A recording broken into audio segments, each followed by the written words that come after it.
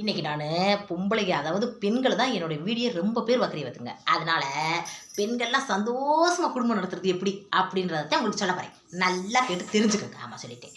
நான் எப்படி குடும்பம் நடத்துறேன்னா அதே மாதிரி உங்களுக்கு பிடிச்சிருந்தா நீங்களும் ட்ரை பண்ணி பாருங்க. நான் எங்கள் வீட்டில் சண்டை சத்தம்லாம் இருக்காதா அப்படின்னு கேட்டால் கண்டிப்பாக சண்டை சத்தம்லாம் இருக்கும். எங்கள் வீட்டுக்காரு புரிஞ்சு நடந்துக்கிறது எப்படி, வீட்டுக்காரர் புரிஞ்சு நடந்துக்கிறேன், நான் சிக்கன மத்தக்கா இருக்கேன், எங்கள் வீட்டுக்காரர் ஊதாரியாக செலவு பண்ணுறாரு, என்ன பண்ணுறது அப்படின்னு சில பேர் சொல்கிறீங்க. சில பேர் எங்கள் வீட்டுக்காரர் குடிச்சிட்டு என்னை ரொம்ப டார்ச்சர் பண்ணுறாருக்கா, என்ன பண்ணுறது அப்படின்னு சில பேர் சொல்கிறீங்க.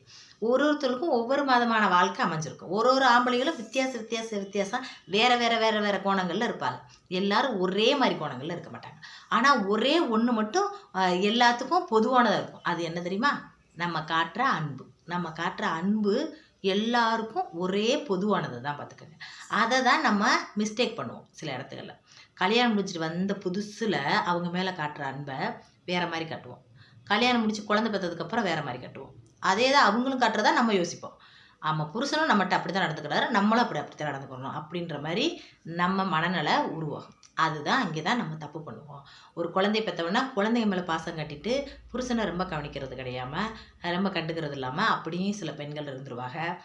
ஆம்பளைகளும் கல்யாணம் முடிச்சு கொஞ்ச நாள் வரைக்கும் நல்லா கொஞ்சம் பேசுகிறது, என்னென்ன தேவையோ எல்லாம் வாங்கி தர்றது எல்லாமே இருப்பாங்க.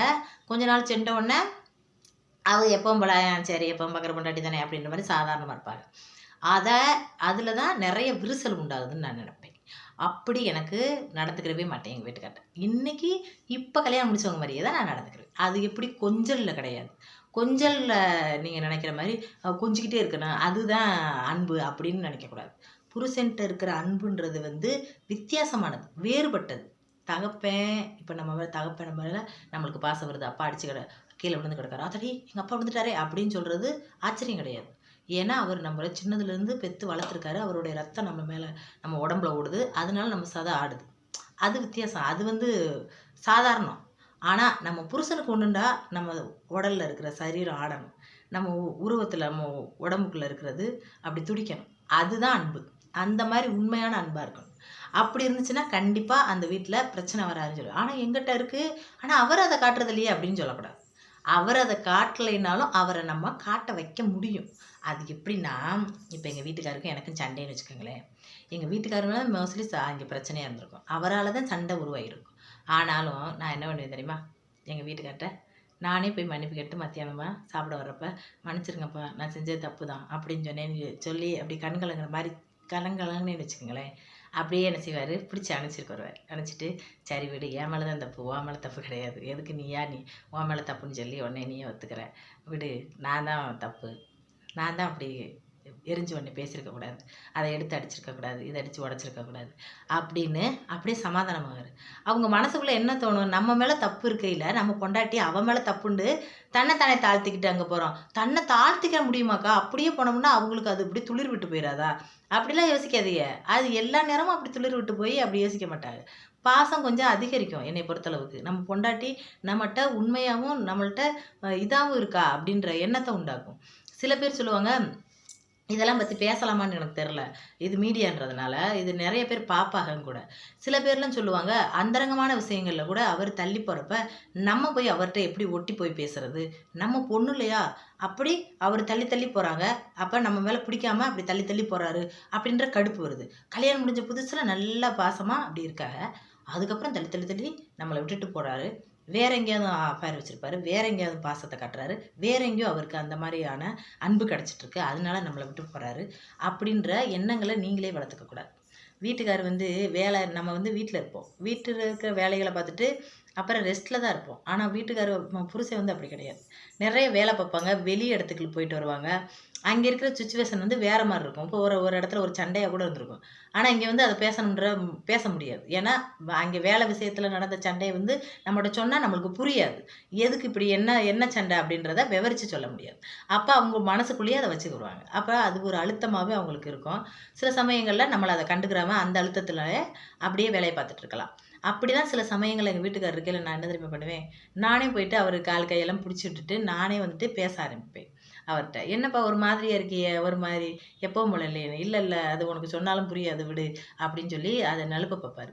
அப்படி இருந்தாலும் நான் இன்றைக்கி என்ன சாப்பிட்டிய, மத்தியானம் என்ன இருந்துச்சு அப்படின்னு பேசிக்கிட்டே அப்படியே ஒன்றா தொடர்ந்துருவேன். தொடர்ந்தா அப்புறம் அந்த பேச்சு வழக்கிலேயே அவர் அந்த பிரச்சனையிலேயே நம்மகிட்ட சொல்ல ஆரம்பிப்பார் பார்த்துக்கங்க. அதுக்கப்புறம் உன்கிட்ட சொன்ன உடனே தான் நல்லா இருக்குது, ஆனால் உனக்கிட்ட இப்போ சொன்னால் அது புரிஞ்சுக்குமோ, உனக்கு தெரியுமா இது வேலையில் பற்றி என்ன தெரியும் அப்படின்னு நினச்சிட்டு நான் அதை என்னத்தை சொன்னோம் அப்படின்னு நினச்சேன். ஆனால் உங்கள்கிட்ட சொன்னோடனே எனக்கு கொஞ்சம் நல்லா இருக்குது அப்படின்ட்டு அதுக்கப்புறமா என்கிட்ட பாசமாக பேசவோ அப்படி கொஞ்சவோ அந்த மாதிரியான வாழ்க்கையை அப்படியே கொண்டு போயிடுவோம் பார்த்துக்கங்க. அதுதாங்க வாழ்க்கை. அப்படி போகிறது தான் வாழ்க்கை. அந்த மாதிரி தான் நான்லாம் நினைத்துப்பேன். இப்போ வீட்டுக்காரர் காலை பிடிச்சி வர்றது, கையை பிடிச்சி வர்றது, அதெல்லாம் அடிமைத்தனம். அதெல்லாம் அப்படி செஞ்சால் தான் பாசமா? நம்ம மனசுக்குள்ளே இருக்கிறதுல பாசம் இல்லையா? அப்படி நம்ம மனசுக்குள்ளே இருக்கிற பாசத்தை நம்ம காட்டணும்ல. அவங்க நம்மள்ட்ட வெறுத்துக்கிட்டே போனாலும் நம்ம மனசுக்குள்ளே இருக்கிறத நம்ம காட்டணும் ஃபஸ்ட்டு. அப்போ தான் அவங்க புரிஞ்சுக்க முடியும். நம்ம பொண்டாட்டி நம்மளுக்காக வாழ்கிற பொண்ணு அப்படின்றத புரிய வைக்கிறதுக்கு நம்ம தான் முயற்சி பண்ணணும். பெண்கள் தான் முயற்சி பண்ணணும். நம்மகிட்ட நிறைய பெரிய வலு இருக்குது. நிறைய வலு இருக்குது. அவங்கள விட நம்மளுக்கு பெரிய வலு இருக்குது. என்ன தெரியுமா? அது பாசம்தான், அன்பு தான். அன்பை காட்டி யாரையும் அடி பண்ணி வச்சிட முடியும், எவ்வளோ பெரிய மாவீரனாக இருந்தால் கூட. ஆனால் அதட்டி என்கிட்ட 4 அண்ணன் இருக்கான். என் அப்போ பெரிய மாவீரன், வெட்டி போடுவான், அடுத்த பொண்ணை பார்த்தேன்னா வெட்டிடுவான் அப்படின்னு சொல்லி ஒருத்தனை மிரட்டி நம்ம குடும்பம் நடத்த முடியாது. அதுதான் உண்மை. நான் அப்படி தான் நான் யோசிப்பேன் எங்கள் வீட்டுக்கார்ட்ட. எங்கள் வீட்டுக்காரர் என்ன வேலை பார்க்குறாரு, யாரோட அதிகம் பேசுவார், யாரோட அதிகமாக க்ளோஸில் இருக்கார், யாரோட பேச மாட்டார், யாரோட சண்டை, இது வரைக்கும் இதை கூட நான் ஈஸியாக என்கிட்ட பேசுகிற மாதிரி வச்சுக்கிருவேன் பார்த்துக்குங்க. அந்தளவுக்கு நான் நடந்துக்கிருவேன். சும்மா ஏன்னா தானே சாப்பாடை போட்டான், ஃபோன் எடுத்து ஃபோனை நோண்டிக்கிட்டு இருந்தோம், பிள்ளைகளை கவனித்தோம், பிள்ளைகளுக்கு ராராட்டு பண்ணோம், அப்படிலாம் இது பண்ண மாட்டேன். எல்லா வேலையும் முடிச்சுட்டு எங்கள் வீட்டுக்கார்ட்ட நான் அந்த மாதிரி தான் நடந்துக்குவேன். கால் பிடிச்சி விட, சொடக்கெடுத்து விட, அந்த மாதிரி இது பண்ணுவேன். அது ரைட்டாக தப்பா உங்களுக்கு ஒரு மாதிரியாக தோணலாம் பேசுகிறது, இதில் பேசுகிறது இதெல்லாமல் சொல்லிக்கிட்டு இருக்கியே எல்லார் வீட்லேயும் நடக்கிறதானே அப்படின்னு. இல்லை, அது இல்லை. அதனுடைய வேற்றுமைகளை உங்களுக்கு நான் சொல்கிறேன். எங்கள் வீட்டில் ரொம்ப ஒற்றுமையாக என் புருஷனோட வாழ்கிறதுக்கு இதுதான் காரணம்னு நான் நினைக்கிறேன். நெசமாவே சொல்கிறேன். என் புருஷன் என்கிட்ட தள்ளி தள்ளி தள்ளி தள்ளி போனாலும் நான் அவரை ஒட்டி வெட்டி வெட்டி வெட்டி வெட்டி நான் போய் அவரோட க்ளோஸ் அப் ஆகத்தான் நினைப்பேன். அதனால தான் கல்யாணம் முடிஞ்சு 18 வருஷம் ஆகுது. இன்னும் எங்களுக்குள்ளே ஒரு சின்ன சின்ன விரிசல் கூட வந்ததில்லை. அது சொன்னேன்ல, பஸ்ஸில் ஒரு பொண்ணை பார்த்துட்டு எனக்கு பிடிச்சிருக்குன்னு சொல்லி அந்த பொண்ணு அழகாக இருக்குது அப்படின்னு சொல்கிறாங்கன்ட்டு அப்படி சொல்கிறதுக்கு வைக்கிறதுக்கும் ஒரு மனசு வேணும். அப்படி பொண்டாட்டிட்ட நேராக சொல்கிறதுக்கும் ஒரு இது வேணும். அது நம்ம கொடுக்குற சுதந்திரத்தில் தான் இருக்குது. அப்படி தான் இப்போ உங்கள்கிட்ட இப்படி எல்லாம் பேசுகிறேன். இந்த எல்லாம் பேசுகிறதுக்கு எங்கள் வீட்டுக்காரர் என்னம்மான்னு சொல்லிடுவார், வஞ்சிருவார் அப்படின்ற பயம் இல்லாமல் இப்படி பேசுகிறேன். அது எனக்கு எங்கள் வீட்டுக்காரர் கொடுத்த சுதந்திரம். நம்ம பொண்டாட்டிக்கு எவ்வளோ பேசினாலும் அந்த கட்டுப்பாடு என்ன அப்படின்றதுக்குள்ளே இருந்துக்கிறோம். அதுக்கு அந்த அறிவு இருக்குது அப்படின்ற எண்ணம் எங்கள் வீட்டுக்காரருக்கு இருக்கிறதுனால தான் இதில் நான் பேசுகிறத அவர் பெருசாக எடுத்துக்கிறதில்ல. உங்களுக்கு புரியுதா? அது மாதிரி குடும்பம் நடத்துங்க, நல்லா தான் இருக்கும், நல்லா போகும். உங்கள் வீட்டுக்காரர் போதை அடிச்சுட்டு குடிச்சிட்டு வந்தால் கூட அவங்ககிட்ட அன்பாக பாசமாக பேசி இந்த மாதிரி பண்ணிகிட்டு இருக்கே, இந்த மாதிரி கஷ்ட சூழ்நிலையில் இருக்கும் அப்படின்னு எடுத்து பேசுங்க. நிறைய பேர் பேசுகிறதே இல்லை புருஷங்கிட்ட. பேசுனாவே கௌரவ குறைச்சல் நினச்சி தள்ளி போய் நீ பேசுகிறியா, நான் பேசுகிறேன்னா, நீ பெரியாளா, நான் பெரியாளா, இந்த மாதிரி யோசிச்சு தான் நிறைய குடும்பத்தில் பிரச்சனை வருதுன்னு எனக்கு தோணும். அதனால் நான் வாழ்கிற முறைக்கவே உங்களுக்கு சொல்லியிருக்கேன். உங்களுக்கு பிடிச்சிருந்தா லைக் பண்ணுங்கள், அதே மாதிரி முயற்சியும் பண்ணுங்கள். என்ன நான் சொல்கிறது?